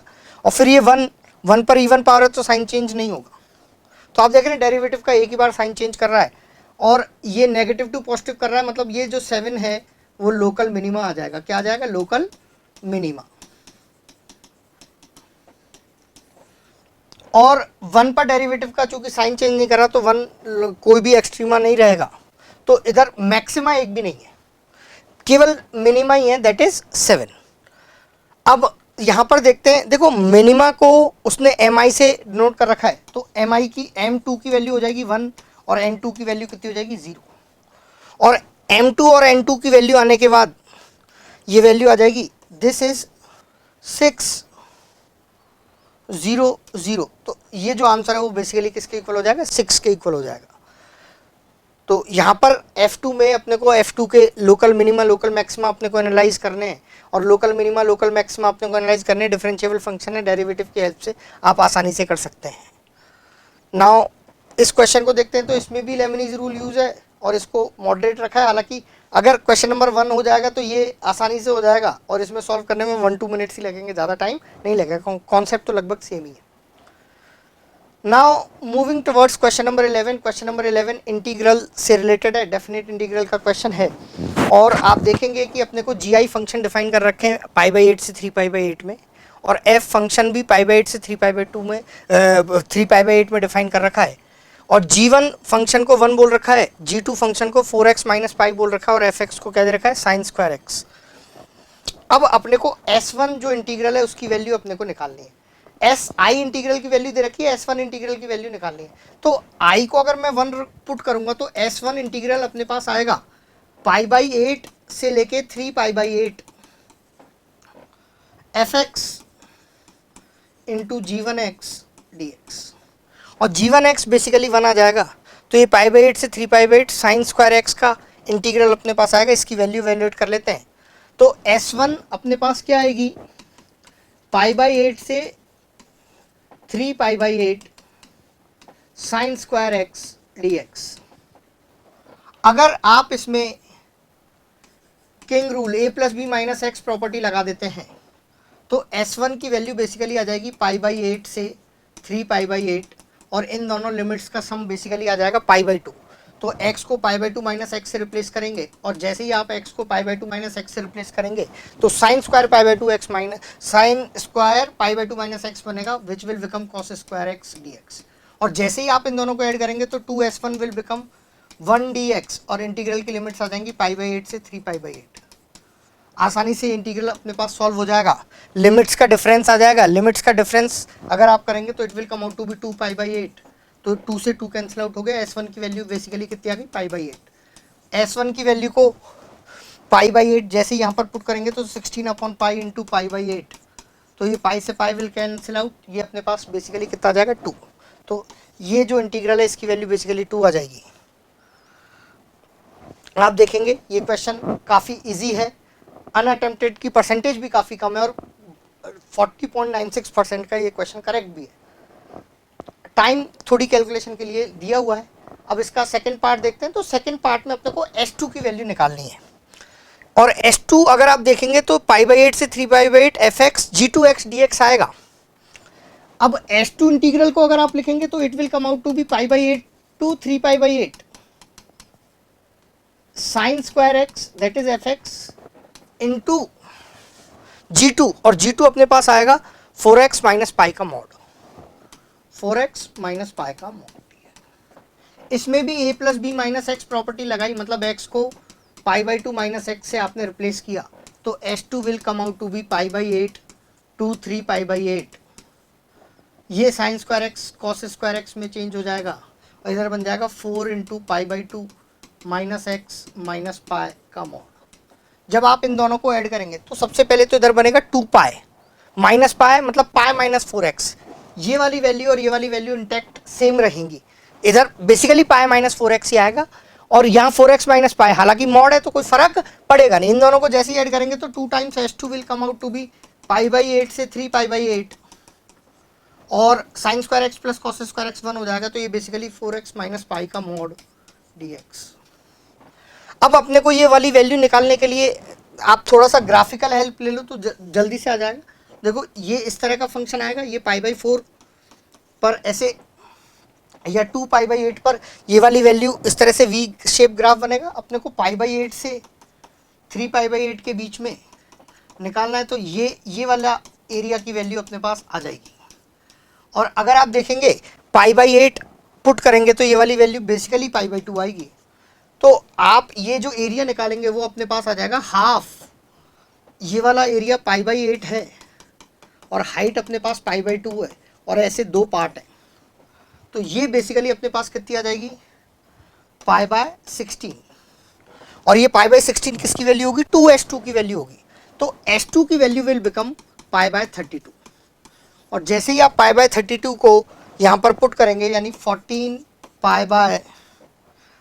Pi square. देखो यहाँ पर पाई बाई 32 नहीं आएगा, पाई स्क्वायर बाई 32 आएगा। My mistake, pi into pi, pi square by 32 आएगा। इधर भी पाई स्क्वायर बाई 16 आएगा। तो 16s2 ये पाई स्क्वायर है तो इधर बनेगा पाई स्क्वायर बाय 32। तो pi square will get cancel out. तो ये अपने पास बचेगा 3/2 दैट इज 1.5। तो आंसर यहाँ पर कितना आ जाएगा 1.5। ये क्वेश्चन भी आसान ही है, हालांकि मॉडरेट की कैटेगरी में रखा हुआ है इसको क्योंकि करेक्ट रिस्पॉन्स काफ़ी रिलेटिवली कम है। ठीक है जी। क्वेश्चन नंबर 13 देखते हैं। क्वेश्चन नंबर 13 पैराग्राफ टाइप का है। इस पैराग्राफ के 2 क्वेश्चंस हैं 13 और 14। सबसे पहले पैराग्राफ को रीड करते हैं। सेट अपने को m दे रखा है और सेट m में एक सर्कल है जिसमें x² plus y² is less than equals to r²। ठीक है। r इसमें रेडियस ऑफ सर्कल है वो पॉजिटिव है। Consider the geometric progression. एक अपने को ज्योमेट्रिक प्रोग्रेशन है जिसकी general term an 1/2 to the power n - 1 है और n 1 2 3 up to so on so forth है।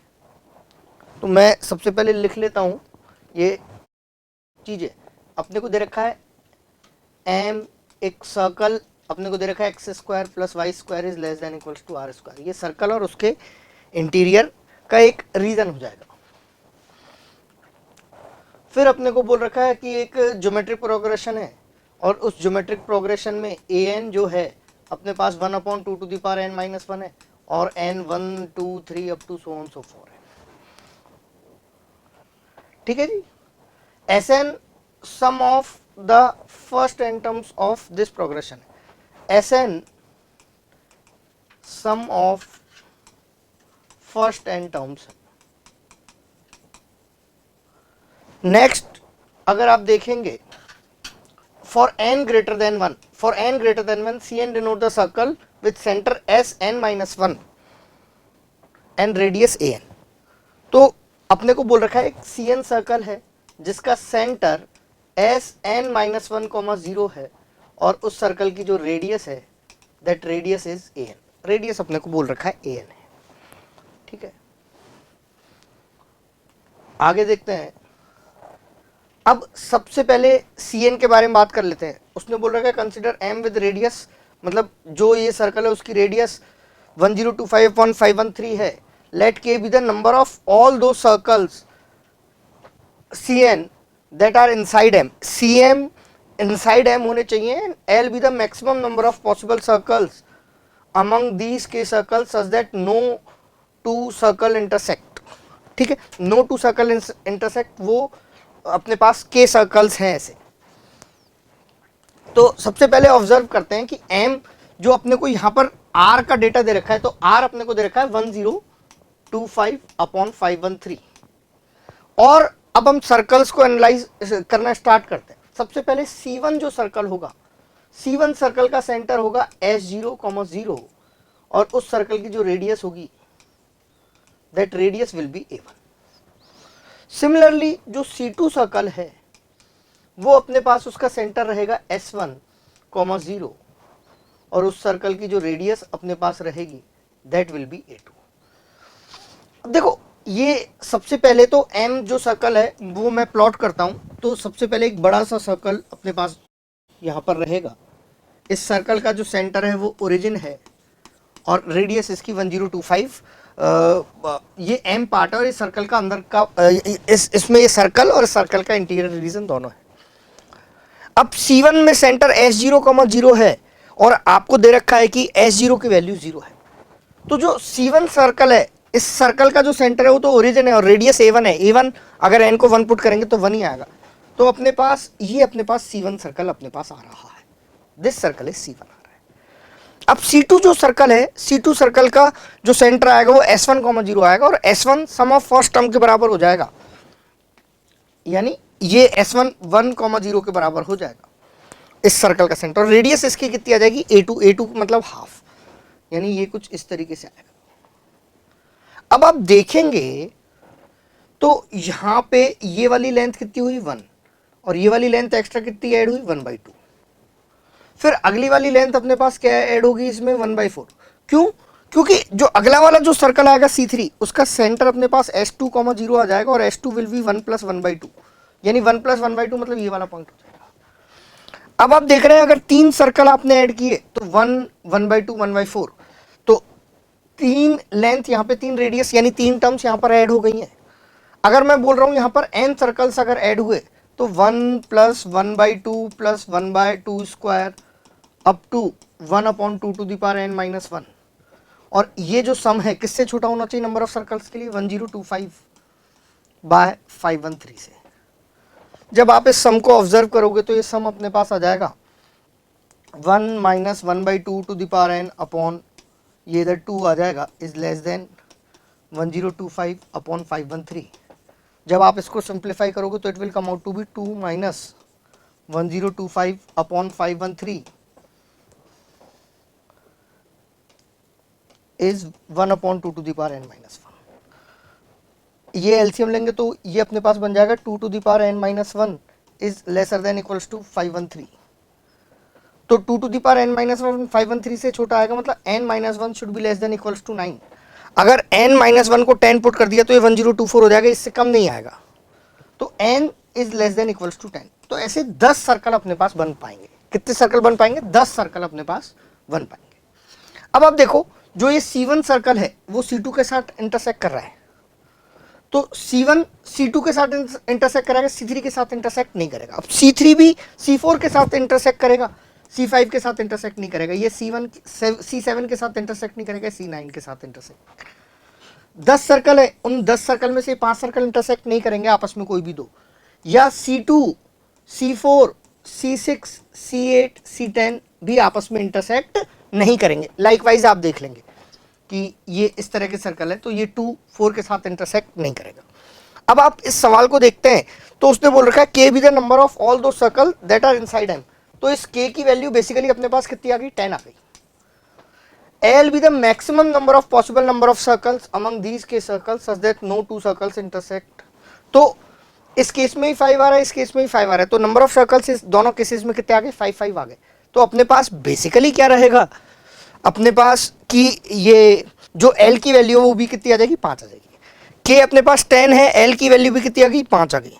तो ये वैल्यू अगर आप मैच करेंगे तो ये ऑप्शन डी किससे के साथ अपना ये मैच हो जाएगा। तो इस क्वेश्चन का जो आंसर है वो रहेगा ऑप्शन डी। इसका अगर स्टैटिस्टिक्स देखें, सर्कल एंड सीक्वेंस प्रोग्रेशन, इसमें अब देखो क्वेश्चन थोड़ा लेंथी था, चीजें थोड़ी सी अनअटेम्प्टेड का परसेंटेज बहुत ज्यादा है, हालांकि करेक्ट रिस्पॉन्स फिर भी 7% है। तो इसको मैंने मॉडरेट डिफिकल्टी लेवल में रखा है और टाइम इसमें 3-4 मिनट आपको सॉल्व करने में इसको लग जाएगा। क्वेश्चन नंबर 14 को देखते हैं। क्वेश्चन नंबर 14 में हमको डीएन पार्ट डिस्कस करना है, CN part we have already discuss. इसमें सर्कल की एक रेडियस दे रखी है और डीएन जो सर्कल है उनके सेंटर्स Sn-1, Sn-1 है और रेडियस an है। तो आप इस पार्ट को सॉल्व करेंगे, इस पार्ट को देखेंगे तो रेडियस की वैल्यू अपने को दे रखी है 2 to the power 199 minus 1 into √2 upon 2 to the power 198। और जो डीएन सर्कल्स हैं उसकी सेंटर्स Sn-1, Sn-1 है और रेडियस अपने पास a है। तो मैं बोल देता हूं ये जो m जो बड़ा वाला सर्कल है, इस बड़े वाले सर्कल में ऐसे n सर्कल है। अगर n सर्कल है तो उन n सर्कल का जो nth सर्कल का जो सेंटर आएगा वो आएगा Sn-1, Sn-1। ये m सर्कल और उसके इंटीरियर का रीजन है। तो मैं ऐसा बोलूंगा कि जितने भी सर्कल इसके अंदर आ रहे हैं वो अगर अपन काउंट करना चाह रहे हैं तो हमको बोलना पड़ेगा √2 टाइम्स Sn-1, इन दोनों सेंटर्स के बीच में distance, plus an will be lesser than equals to radius.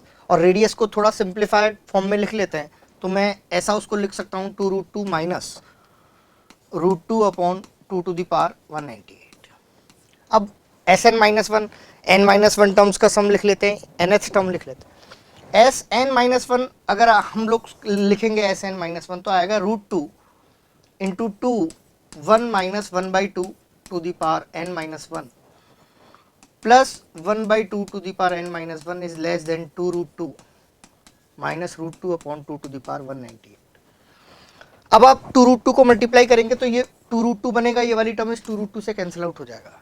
Then we will have minus √2 upon 2 to the power n-2 plus 1 upon 2 to the power n-1 is lesser than equals to minus √2 upon 2 to the power 198। तो √2 वाली terms में एक जगह ले जाता हूं तो मैं लिखूंगा 1 upon 2 to the power n-1 should be less than equals to √2 2 to the power n-2 minus 2 to the power 198। अब 2 to the power n-1 को मैं मल्टीप्लाई कर देता हूं तो 2 to the power n-1 को मल्टीप्लाई कर देता हूं तो 1 will be lesser than equals to √2 into 2 minus 1 upon 2 to the power 199 minus n। अब अगर आप इसको विजुलाइज करेंगे तो अपने पास कुछ इस तरीके से आएगा 2 to the power 1/2 2 to the power 1/2 plus n minus 199 is lesser than or equals to 2√2 minus 1।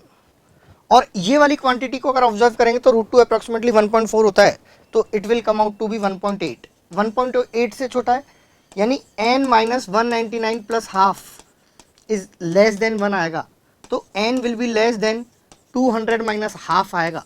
तो n की जो लार्जेस्ट इंटीग्रल वैल्यू वो कितनी आ जाएगी, 199। तो नंबर ऑफ जो सर्कल्स अंदर आएंगे इसमें कितने आएंगे, 199। इस क्वेश्चन का अगर एनालिसिस देखेंगे तो अनअटेम्प्टेड का परसेंटेज काफ़ी है, करेक्ट रिस्पॉन्स फिर भी काफ़ी ज़्यादा है, तो इसको भी मैंने मॉडरेट लेवल में यहाँ पर रखा हुआ है। अब देखते हैं क्वेश्चन नंबर 15। क्वेश्चन नंबर 15 में अपने को बोल रखा है कि ये भी पैराग्राफ टाइप है, 2 सवाल हैं, इसमें 4 फंक्शंस अपने को दे रखे हैं, f0 g0 की वैल्यूज भी अपने को दे रखी है। और क्वेश्चन में अपने को बोल रखा है विच of the following statement is true. और क्वेश्चन हालांकि सिंगल करेक्ट है, लेकिन वो चारों स्टेटमेंट अलग अलग, ये पहला वाला statement F x plus g x का एक सम दे रखा है, दूसरा वाला स्टेटमेंट फाइव 1 एक्स से रिलेटेड है, उसके बाद फाइव 2 एक्स से रिलेटेड है, और फिर जो चौथा है वो एफ एक्स से रिलेटेड है। तो बेसिकली चारों ऑप्शंस अपने को अलग अलग वेरीफाई करने पड़ेंगे। उसी क्रम में अगर देखते हैं तो पहला वाला जो ऑप्शन ए है वो अपने को लिखा हुआ है कि f of under root l n three plus g of under root l n three, वो अपने को वैल्यूज 1/3 के बराबर प्रूव कराना चाह रहा है। तो इस एफ एक्स को अगर मैं देखूं तो एफ एक्स माइनस एक्स से एक्स तक का इंटीग्रल है, मतलब माइनस ए से ए तक की अगर लिमिट्स जब होती है इंटीग्रल में, तो एक प्रॉपर्टी अपने पास होती है कि इवन फंक्शन हो जाता है तो ट्वाइस हो जाता है, अगर ऑड है तो 0 हो जाता है। लेकिन जो इंटीग्रल हम परफॉर्म कर रहे हैं उसमें मॉड टी है, ये इधर टी स्क्वायर है, e to the power minus t square है, तो बेसिकली सारे के सारे जो हैं वो इवन फंक्शन ही है। तो it will become f x will become 2 times 0 to x mod t minus t square e to the power minus t square dt। और x अपने को दे रखा है ग्रेटर देन 0, तो 0 टू x तक अगर इसको इंटीग्रेट करेंगे तो मॉड भी पॉजिटिव साइन के साथ ओपन हो जाएगा क्योंकि x पॉजिटिव है। तो इस fx को बेसिकली आप लिख सकते हो 2 integral 0 to x, t common आ जाएगा 1 minus t e to the power minus t square dt। और अगर आप इस इंटीग्रल में सब्स्टिट्यूशन कर देते हैं टी स्क्वायर को y, तो अपने पास आ जाएगा 2t dt is equals to dy, तो 2t dt dy में चला जाएगा, और इस इंटीग्रल की जो लिमिट्स अपने पास हो जाएंगी वो हो जाएंगी 0 से लेके एक्स स्क्वायर तक, और अपने पास बन जाएगा 1 minus root y e to the power minus y d y. अब देखो मैंने इस इंटीग्रल को ऐसा क्यों लिखा है, क्योंकि अगर मैं इस इंटीग्रल को अब 2 अलग अलग इंटीग्रल में ब्रेक करूंगा तो एक बनेगा 0 to x square e to the power minus y d y minus root y e to the power minus y integral, वही इंटीग्रल की लिमिट्स तो 0 टू एक्स स्क्वायर ही रहेंगे, और ये इंटीग्रल बेसिकली जी एक्स के बराबर है। तो अपने पास जो बेसिकली सॉल्व होके आ जाएगा वो आ जाएगा f x plus g x is equals to 1 minus E to the power minus x square, अगर आप इस इंटीग्रल को सॉल्व करोगे। और x की जगह जब आप root l n three put करोगे तो ये वाली वैल्यू 1 माइनस 1/3 दैट इज 2/3 अपने पास बन जाएगी। तो ऑप्शन ए अपने पास क्या हो गया, गलत हो गया। तो ऑप्शन ए का वेरिफिकेशन आपने किया, ऑप्शन ए की वैल्यू क्या आ गई, गलत आ गई। फिर ऑप्शन बी अगर आप देख रहे हैं तो उसने बोल रखा है कि for every x greater than 1, for every x greater than 1 there exist an alpha, एक अल्फा लाई कर रहा है 1 से लेके x तक, such that five 1x is 1 plus alpha x, मतलब five 1x 1 plus alpha x के बराबर है। अब देखो इसके करस्पॉन्डिंग में एक फंक्शन एज्यूम कर लेता हूं, जैसे ये एच एक्स अगर मैंने एज्यूम किया, और एच एक्स मैंने फाइव 1x को देखते हुए ई की power minus x plus x minus 1 minus alpha X, और मैं बोल देता हूं कि x अपने पास ग्रेटर देन इक्वल्स टू 1 है, और मैं इस फंक्शन का इंक्रीजिंग डिक्रीजिंग नेचर लिखना चाहूंगा या एनालाइज करना चाहूंगा इस फंक्शन को, तो एच डैश एक्स मैंने निकाला तो अपने पास आ जाएगा minus E to the power minus x plus 1 minus alpha. Since हम बोल रहे हैं कि अल्फा 1 से बड़ा है तो ये वाली क्वांटिटी अपने पास नेगेटिव रहेगी, ये अपने पास नेगेटिव है, तो आप देखेंगे कि एच डैश एक्स नेगेटिव आ जाएगा, मतलब जो एच एक्स फंक्शन होगा वो डिक्रीजिंग फंक्शन आएगा। और एच एक्स डिक्रीजिंग आने का मतलब मैं बोलूंगा कि H x will be lesser then H one for all x greater than 1। तो एच एक्स अगर आप लिखेंगे तो वो आएगा ई की power minus x plus x minus 1 minus alpha x will be less then H one. H one अगर आप पुट करेंगे तो आएगा ई की पावर माइनस 1, 1 से 1 इधर कैंसिल आउट हो जाएगा, माइनस अल्फा। अब देखो ये अल्फा जो नंबर है वो 1 से बड़ा है और e की पावर -1 नंबर 1 से छोटा है तो ये एक नेगेटिव नंबर आएगा। तो मैं ऐसा बोलूंगा e की power -x plus some positive number is lesser than 1 plus alpha x. e to the power -x plus x some plus positive number, क्योंकि ये नेगेटिव नंबर आएगा, is less than 1 plus alpha x. अब देखो option में अपने को क्या बोल रखा है कि 5 1x मतलब e की power -x plus x is equals to 1 plus alpha x. इसमें हम पॉजिटिव नंबर ऐड कर रहे हैं तो भी ये उससे छोटा आ रहा है। और इधर से देखेंगे कि जो x है वो 1 से बड़ा आएगा, तो 1 से बड़ा मतलब ये वाला नंबर तो पॉजिटिव ही आएगा, और उसमें पॉजिटिव नंबर ऐड कर रहे हैं तब ये इस नंबर से क्या आ रहा है, छोटा आ रहा है, तो ये इसके बराबर कभी नहीं आएगा। मतलब ऑप्शन बी भी अपने पास क्या हो जाएगा, गलत हो जाएगा। अब ऑप्शन सी अगर आप देखेंगे, ऑप्शन सी में बोल रखा है for every x greater than 0 there exist a beta lies from 0 to x such that phi 2x is 2x phi 1 beta -1। अगर इसको अगर हम देखें तो अपने को प्रूव करना है कि phi 2x is equals to 2x phi 1 beta -1। Let me check, phi 1 beta -1, और बीटा एग्जिस्ट करना चाहिए, बीटा एग्जिस्ट करना चाहिए कहां से कहां तक, 0 to x तक,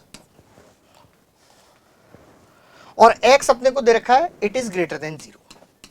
अब आप देखेंगे जो phi 2x है वो अपने को जो फंक्शन है वो अपने को दे रखा है x square -2x, x square -2x -2 e to the power -x plus 2। और आप ऑब्जर्व करेंगे beta existence of number 0 to x अपने को चाहिए, और 0 to x में यहां पर एक x भी मल्टीप्लाई हो रहा है, तो मैं क्या करता हूं 0 to x में LMVT लगाने की कोशिश करता हूं, LMVT लगाता हूं जिससे ये x यहां पर बने। तो मैं ऐसा बोलूंगा कि phi 2x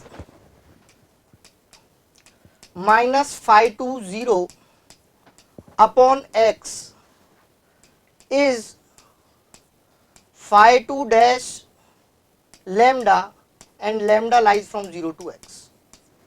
ठीक है, अब phi 2x तो एज इट इज है, अब phi 2 0 अगर x को जब 0 पुट करेंगे तो ये वाली वैल्यू भी कितनी आएगी, 0 ही आएगी, तो अपने पास आ जाएगा phi 2x by x is equals to, अब इसका डेरिवेटिव जब आप करेंगे तो अपने पास आएगा 2x -2 plus 2 e to the power -x, और वो खत्म हो जाएगा। अब आप ध्यान से देखो, और ये x है, और इसकी जगह अपन लैम्डा पुट करेंगे तो ये सम लैम्डा बेसिकली यहां पर आ जाएगा, x की जगह क्या आ जाएगा, लैम्डा। तो आप ऑब्जर्व करेंगे तो ये बनेगा 2 lambda plus 2 e to the power minus lambda -2, और दिस इज phi 1 लैम्डा। अगर आप ये देखेंगे तो ये बेसिकली वैल्यू किसके बराबर आ जाएगी, phi 1 लैम्डा के बराबर अपने पास आ जाएगी। तो अपने पास ये बनेगा 2 phi 1 लैम्डा -2, और लैम्डा का एग्जिस्टेंस कहां से कहां तक रहेगा, 0 to x। तो अपने पास बेसिकली अपने पास क्या आ गया, phi 2x is 2x phi 1 lambda -1, और lambda lies from 0 to x। तो बेसिकली अपने को यही बोल रखा है कि यहां पर वो लैम्डा जो है वो बीटा के बराबर हो गया। बाकी बात तो वो बोले there exist a lambda lies from 0 to x such that phi 2x is 2x phi 1 lambda -1। तो एग्जैक्टली वही बात है जो अभी मैंने यहां पर प्रूफ की, एग्जैक्टली वही बात है, बस लैम्डा की जगह यहां पर उसने बीटा माना हुआ है। तो ये ऑप्शन सी अपने पास यहां पर क्या हो जाएगा, करेक्ट। और ऑप्शन डी में अपने को बोल रखा है कि phi x एक इंक्रीजिंग फंक्शन है on the interval 0 to 3/2, sorry fx, phi x नहीं fx। तो fx के बारे में अगर देखें तो fx अपने को देखो बोला हुआ है -x से x का integral mod t minus t square e to the power -t² dt। अगर मैं f डैश x यहां पर फाइंड आउट करूं तो f डैश x आ जाएगा 2 mod x minus x² e to the power -x², और x जो है वो ग्रेटर देन 0 है, तो अपने पास आ जाएगा 2x minus x² e to the power -x²। ये तो हमेशा पॉजिटिव नंबर है, और इसको अगर आप देखेंगे तो 2x into 1 - x into some positive number है। अब आप देखेंगे यहां पर बोल रखा है 0 से 3/2 में ये इंक्रीजिंग फंक्शन है। देखो ये जो फंक्शन है x into 1 minus x greater than 0 कब होगा, जब x into x minus 1 less than 0 होगा। मतलब x की वैल्यू 0 to 1 आएगी, 0 to 1 में ये इंक्रीजिंग होगा, और इसने अपने को बोल रखा है इट इज 0 to 3/2 इंक्रीजिंग, तो hence d option is wrong. Only correct option is c. हमने यहाँ पर चारों ऑप्शंस को वेरीफाई किया है और उसमें देखा मैंने सी सही है। अब देखो क्वेश्चन अब जब आप सॉल्व करोगे तो अपने को आइडिया नहीं लगेगा कि कौन सा ऑप्शन डायरेक्टली चेक करना है, अपने को तो सबको ही चेक करना पड़ेगा। तो पूरा क्वेश्चन इस तरह से अपने को सॉल्व करना पड़ेगा, काफी लेंथी सवाल ये अपने पास प्रेजेंट होता है। तो उसी हिसाब से उसका एनालिसिस है कि देखो कि अपने को ये मॉडरेट मतलब टाइम लिखा हुआ है तो 3-4 मिनट, हालांकि मेरे को लगता है इसमें 4-5 मिनट चार ऑप्शन चेक करेंगे तो 5-6 मिनट इसमें टाइम लग जाएगा। ठीक है, next question number 16। Question number 16 भी इसी तरह का है कि अपने को 5(1)x, 5(2)x, 5x, fx और इसके बारे में अपने को देखना है। तो अगर आप देखेंगे तो जैसे 5(1)x is less than 1 for all x, अगर मैं बोलूं जैसे x इक्वल्स टू 1 पर इसकी वैल्यू निकालें 5(1)(1), तो 5(1)(1) अगर आप बोलेंगे तो 1 + 1/e आ जाएगा विच इज ग्रेटर देन 1, और उसने बोल रखा ऑल x के लिए ये क्या है लेस देन 1 है, तो ये ऑप्शन ही गलत हो जाएगा। सिमिलरली 5(2) को नेगेट करने के लिए भी आप 2 पुट 5(2) 1 पुट कर लो, x को जैसे ही आप 1 पुट करोगे तो वो अपने पास आ जाएगा 1 - 2 -2 e to the power -1 + 2, तो ये अपने पास आ जाएगा 1 - 2/e which is e - 2/e, और e - 2/e is a positive number, और उसने बोल रखा लेस देन 0, तो ऑप्शन बी भी अपने पास गलत हो जाएगा। हालांकि ये नेगेट करने का तरीका है। अब fx और gx के बारे में अगर आप देखोगे तो देखो fx और gx जब देखोगे तो सबसे पहले -2/3 x की पावर 3, 2/5 x की पावर 5, ये टर्म्स इन दोनों में कॉमन है, और 1 - e की पावर -x² आ रहा है। अगर आपको याद है तो हमने क्वेश्चन में ऑलरेडी सॉल्व किया हुआ है कि fx + gx इज 1 - e की पावर -x²। तो अब उन चीज़ों का यहाँ पर यूज आने वाला है। तो अब मैं सबसे पहले gx को अगर ऑब्जर्व करूं, और जो gx अपने को दे रखा है 0 to x² √t e to the power -t² dt, gx अपने को यही दे रखा है x ग्रेटर देन 0 के लिए। और इसके बाद अगर आप देखें तो सॉरी, ये gx में ये t² पावर में नहीं है। अब gx अपने को ये दे रखा है 0 to x² √t e to the power -t dt, x greater than 0 के लिए। तो e की पावर -t का अगर आप एक्सपेंशन लिखें तो 1 - t + t²/2 अपने पास यहाँ पर आएगा। अब आप देखो इस क्वेश्चन में चीजें कैसे लिंक्ड हैं वो आप देखेंगे, मतलब एक्सपेंशन में तो टर्म्स इनफाइनाइट आएंगी। अब इसको अगर मैं √t से मल्टीप्लाई करता हूं e to the power -t 1 minus, तो ये आ जाएगा √t t to the power 3/2 + t to the power 5/2 divided by 2 so on so for, और इनको अगर आप इंटीग्रेट करोगे तो आएगा t to the power 3/2 2/3 -2/5 t to the power 5/2 + t to the power 7/2 into 1/7। और ये टर्म्स अगर आप देखोगे यहाँ पे ये सब लिखी हुई टर्म्स। अब जब ये सारी टर्म्स जब यहाँ पर लिखी हुई हैं तो अब इनको देखते हुए मैं एक फंक्शन कंसीडर कर रहा हूँ wx, एंड wx इज, देखिए अब आप इस क्वेश्चन को हम कैसे ऑब्जर्व कर रहे हैं, और पिछले वाले ऑप्शंस जो हमने नेगेट किए थे ऐसे ही उनका भी यहाँ पर यूज आ जाएगा। वो अपने पास wx मैंने बोला e की पावर -x -1 + x -x²/2, और मैं बोल देता हूं कि x की वैल्यू 0 से लेके हाफ तक है। इसका अगर आपने डेरिवेटिव किया तो अपने पास आएगा -e to the power -x + 1 - x, यानी ये बेसिकली आ जाएगा 1 - e to the power -x + x। और अगर एक बात ऑब्जर्व करेंगे तो ये 5(1)x है। अब इस 5(1)x को अगर मैं दोबारा लिखता हूं तो 5(1)x e की पावर -x + x है, और x की value greater than equals to 0 है। और अगर मैं 5(1) को अगर देखता हूं तो 5(1) का अगर नेचर एनालाइज करता हूं तो 5(1)(x) अपने पास आ जाएगा -e की पावर -x + 1, और ये एक पॉजिटिव नंबर रहेगा। कैसे 1/e⁻x, और x की वैल्यू 0 से बड़ा है तो ये वैल्यू हमेशा पॉजिटिव रहेगी, यानी φ1x एक इंक्रीजिंग फंक्शन रहेगा। तो मैं ऐसा बोलूंगा कि φ1x हमेशा φ1 0 से बड़ा रहेगा, यानी φ1x is greater than equals to 1।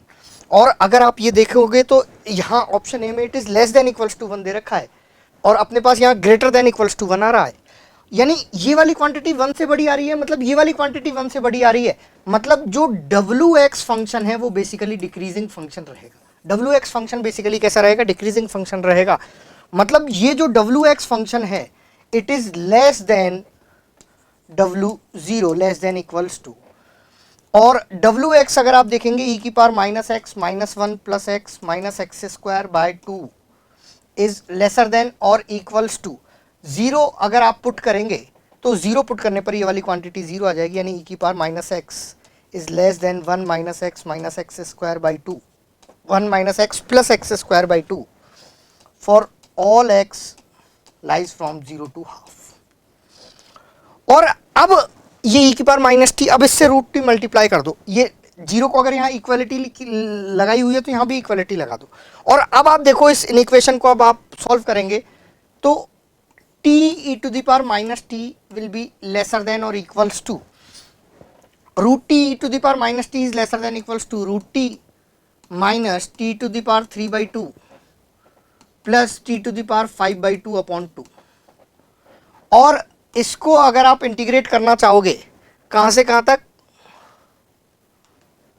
0 to x² तक इसको अगर इंटीग्रेट करना चाहोगे तो बेसिकली अपने पास कुछ इस तरीके से आ जाएगा, √t(e⁻t) dt is lesser than equals to 0 to x² √t minus t⁵3/2 plus t⁵5/2 dt। Integrate जब आप इसको करेंगे तो ये अपने पास आएगा t⁵3/2 into 2/3 minus 2/5 t⁵5/2 plus 1/7 t⁵7/2, और 0 to x² आप x² की लिमिट पुट करेंगे तो ये आ जाएगा 2/3 x³ minus 2/5 x⁵5 plus 1/7 x⁵7। और ये एग्जैक्टली ये वाला ऑप्शन जो ये डी ऑप्शन है अपने पास, ये यहाँ पर क्या हो जाता है, मैच हो जाता है। तो इस तरह से ये डी ऑप्शन यहाँ पर क्या हो जाएगा, सही ऑप्शन हो जाएगा। और डी ऑप्शन सही होने से हालांकि आप सी ऑप्शन को भी इसी तरह वेरीफाई कर सकते हो, लेकिन उसमें केवल 2 टर्म आएंगी, इसमें केवल 2 टर्म आएंगी। तो इस gx का कंपैरिजन आपको मतलब इसके लिए जो हमने wx माना है वो बेसिकली यहाँ पर जो फंक्शन मानना पड़ेगा कुछ tx, वो मानना पड़ेगा e⁻x -1 + x, और rest you can analyse in the same fashion. किसी ऑप्शन अपने पास गलत आएगा, तो इसलिए इस क्वेश्चन बेसिकली ये भी टिपिकल क्वेश्चन है, अच्छा क्वेश्चन है। बढ़ते हैं अब आगे क्वेश्चन नंबर 17 की तरफ। क्वेश्चन नंबर 17 प्रोबेबिलिटी का है, लेकिन काफ़ी आसान। क्वेश्चन नंबर 16 में लिखा हुआ है number is chosen at random from the set 1 to 2000, let p be the probability that chosen number is a multiple of 3 और मल्टीपल ऑफ 7। तो या तो 3k होगा या 7k होगा। तो 3k होने के जो नंबर्स हैं वो बेसिकली अगर मैं बोलूँगा p multiple of 3 union 7k, तो ये आ जाएगा probability of multiple of 3k plus probability multiple of 7k minus probability of 21k। तो 3k होने के कितने तरीके हैं, 1 से लेके 2000 तक है। 1 से लेके 2000 है तो 3 के मल्टीपल इधर आएंगे 6 6 6। 3 के जो मल्टीपल है वो कितने रहेंगे 666। तो 666 अपॉन 2000 प्लस 7 के मल्टीपल जो रहेंगे अपने पास, 7 से इसको डिवाइड करेंगे तो 2, देन 6 मतलब 7 7 8 56 2 8 4 5 मतलब 285 अपने पास रहेंगे। 285/2000 माइनस 21 के मल्टीपल, 21 के मल्टीपल करेंगे तो अपने पास कितने आ जाएंगे 9 189 189 11 95/2000। ये अपने पास प्रोबेबिलिटी आ गई। इसको 500 से मल्टीप्लाई करना है तो मैं सॉल्व कर लेता हूँ। 666 या पहले इसमें से इसको सब्ट्रैक्ट कर दो तो ये 190 आ जाएगा। 190 प्लस 666 तो it will come out to be 200, मतलब 866, तो 856 डिवाइडेड बाय 2000 और इसको 500 से मल्टीप्लाई करेंगे तो it will come out to be 214। तो आंसर इस केस में कितना आ जाएगा 214। क्वेश्चन काफ़ी आसान है, बहुत ही आसान, और जैसा आपको एनालिसिस में भी दिखेगा करेक्ट रिस्पॉन्स का परसेंटेज काफ़ी है। ठीक है, now moving to question number 18। Question number 18 में अपने को बोल रखा है कि एक इलिप्स है, इलिप्स की इक्वेशन दे रखी है और तीन कोई भी पॉइंट है P Q and Q dash. Ellipse अगर हम प्लॉट करें तो इलिप्स कुछ इस तरीके से है, तीन पॉइंट है, एक पी, एक क्यू और एक क्यू डैश, और उसने बोल रखा है 3 डिस्टिंक्ट पॉइंट, और उस अपने को पी क्यू का एक मिड पॉइंट दे रखा है M1 बोल देते हैं, और पी क्यू डैश का एक मिड पॉइंट दे रखा है M2, और M1 M2 को ज्वाइन किया हुआ है। M1 M2 को क्या हुआ, then the maximum possible value of distance between M1 and M2, M1 और M2 के बीच में डिस्टेंस चाहिए। सिंस ये मिड पॉइंट है तो यहाँ पर मिड पॉइंट थ्योरम यहाँ पर ट्राइंगल में लग जाएगी कि ट्राइंगल की दो साइड के मिड पॉइंट को ज्वाइन करने वाली लाइन थर्ड साइड की हाफ होती है, तो third side Q Q dash है, क्यू क्यू डैश की क्या होगी हाफ, और क्यू क्यू डैश की अगर मैक्सिमम वैल्यू देखेंगे तो क्यू क्यू डैश की मैक्सिमम वैल्यू देखो, कॉर्ड की मैक्सिमम वैल्यू, कॉर्ड की मैक्सिमम लेंथ इस ट्राइंगल में इसकी मेजर एक्सिस के बराबर हो जाएगी। इसकी मेजर एक्सिस की लेंथ कितनी है 8, मैक्सिमम मेजर एक्सिस लेंथ हो सकती है वो कितनी है 8, और उसका हाफ बेसिकली वो हो जाएगी, तो इसका आंसर बेसिकली कितना आ जाएगा 4। देखो क्वेश्चन ये बेसिकली ट्रिकी है, ज्योमेट्री का सिंपल सा क्वेश्चन है, बहुत ट्रिकी सा क्वेश्चन है कि आपने देखा कि क्यू और क्यू डैश को जो ज्वाइन करने वाली जो लाइन की हाफ होगी M1 M2 को मिड पॉइंट को ज्वाइन करने वाली लाइन। ठीक है, क्वेश्चन ये भी इजी है। आगे बढ़ते हैं, एक अब चलते हैं क्वेश्चन नंबर 19 की तरफ। 19 डेफिनेट इंटीग्रल का क्वेश्चन है और अपने को इंटीग्रेट अपने को करना है I इक्वल्स टू 0 से 10 greatest integer of under root 10x upon x plus 1।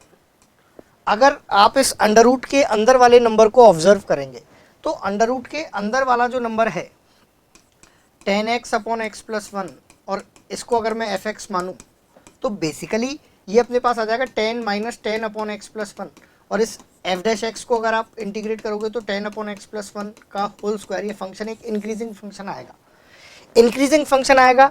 अगर x को 10 पुट करेंगे तो ये वाली वैल्यू 10 से कम आएगी, मतलब ये इसका square root, basically square root इसका किससे कम आएगा 3 से कम, वो 3 पॉइंट समथिंग से कम आएगा, 3 पॉइंट समथिंग से कम आएगा। तो मैं तो ऑब्जर्व करता हूँ सबसे पहले x की वैल्यू 0 पर, ये वैल्यू 0 है, ये 1, मैं ये देखता हूं कि under root 10x upon x plus 1 1 के बराबर कब आएगा।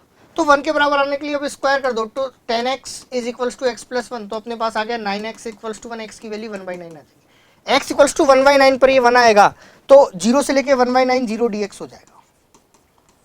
फिर अगला वाला इंटीग्रल जो होगा वो 1/9 से ही स्टार्ट होगा, और under root 10x upon x plus 1 हम चेक करेंगे कि 2 कब आएगा। उसके लिए 10x अपॉन एक्स प्लस 1 को 4 होना पड़ेगा, और 10x is equals to 4x plus 4, तो 6x is equals to 4x की वैल्यू आ जाएगी 2/3, यानी 2/3 पर ये वाली वैल्यू 2 अपने पास आ जाएगी। तो 1/9 से 2/3 इट इज 1 dx। फिर हम ये देखेंगे कि under root 10x upon x plus 1 की वैल्यू 3 कब आएगी। तो10x is equals to 9 into x plus 1, तो x की वैल्यू बेसिकली 9 आ जाएगी, तो x की वैल्यू 9 आ जाएगी, तो 2/3 से लेकर 9 तक इट विल बी 2 dx। और अपने को पता है कि ये वाली वैल्यू, ये जो अंदर वाली वैल्यू 9 से लेकर 10 तक मैक्सिमम रहेगी, तो उसका square root basically 3 point something ही रहेगा, तो अपने पास आ जाएगा 9 से लेकर 10 इट विल बी 3 dx। अब आप इसको इजीली इवेल्युएट कर लेंगे तो ये तो 0 ही है, और ये अपने पास आ जाएगा 2/3 माइनस 1/9 प्लस 9 माइनस 2/3 का डबल प्लस 10 माइनस 1 इंटू 3 3। अब इसको जब आप सिंप्लीफाई करोगे तो कर लेते हैं इसको सिंप्लीफाई, मैं नेक्स्ट पेज पे इसको सिंप्लीफाई कर लेता हूँ। It is 2/3 minus 1/9 plus 9 minus 2/3 into 2 plus 3, तो अपने पास ये आ जाएगा देखो -1/9 अपने पास रहेगा 2/3, ये भी 2/3 सब्ट्रैक्ट होगा, प्लस 18 प्लस 3, तो ये अपने पास आ गया 21 -1/9 -6/9, तो अपने पास ये 189 -7/9 इट इज़ 182/9, और अपने से 9i की वैल्यू पूछी गई है तो इट इज़ इक्वल्स टू 182। तो आपने देखा कि ये क्वेश्चन इंटीग्रेशन का है और बेसिकली क्वेश्चन मॉडरेट है क्योंकि कैलकुलेशन इसमें थोड़ी सी इन्वॉल्व रखी है, इसलिए टाइम भी इसका बढ़ा दिया है। तो इस तरह हमने 2021 एडवांस पेपर 2 का डिस्कशन खत्म किया है। और पूरे पेपर का एनालिसिस अगर आप देखें तो ये पेपर मॉडरेट से डिफिकल्ट साइड रहा है। इसमें अगर आपने देखा है तो क्वेश्चन कई ऐसे ऐसे आए हैं कि एक ही ऑप्शन सही है लेकिन ऑप्शंस को चारों को सॉल्व करना पड़ेगा, तो टाइम टेकिंग ये अपने पास इस पेपर में ये रहेगा, तो इसको मॉडरेट टू डिफिकल्ट इसलिए रखा गया है। बाकी इस सीरीज में अब आगे आपको 2022, 2023, 2024 के पेपर्स भी आपको डिस्कशन करने को मिलेंगे, और मेरा ये मानना है कि आपकी आगे की अभी एडवांस की प्रिपरेशन में 2022, 23, 24 ये सारे पेपर्स भी बहुत महत्वपूर्ण हैं और आगे उनके डिस्कशन हमारी सीरीज में होने वाले हैं। तो मेरी आपसे गुजारिश है कि आप उन पेपर्स को अच्छे से सॉल्व कीजिए, उन डिस्कशंस को अच्छे से अटेम्प्ट कीजिए। Thank you very much.